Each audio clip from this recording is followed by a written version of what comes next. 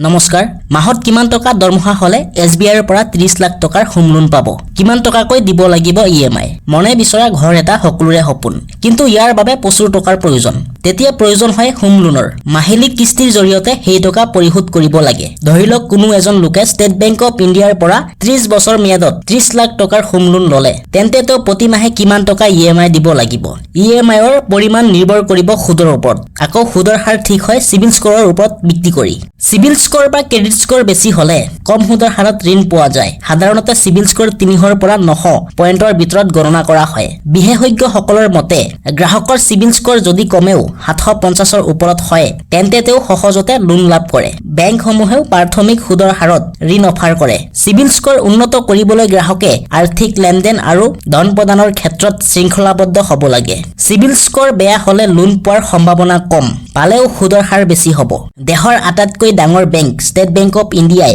home লোনৰ ক্ষেত্ৰত 8.50% পৰা 9.65% সুদৰ অফাৰ কৰে ষ্টেট বেংক অফ ইণ্ডিয়াৰ পৰা 30 বছৰৰ বাবে 30 লাখ টকাৰ হোম লোন ললে প্ৰতি মাহে কিমান টকা EMI দিব লাগিব চাওহক ষ্টেট বেংক অফ ইণ্ডিয়াৰ পৰা প্ৰতি বছৰে 8.50% সুদৰ হাৰত 30 বছৰৰ বাবে 30 লাখ টকাৰ হোম লোন ললে প্ৰতি মাহে 23067 টকা EMI দিব লাগিব কোনোৱে যদি পূৰ্বে কোনো লোন লোৱা নাই তেন্তে 30 লাখ টকাৰ হোম লোন লোৱাৰ বাবে মাহিলি দৰমহা ন্যূনতম 46000 টকাৰো ওপৰত হ'ব লাগিব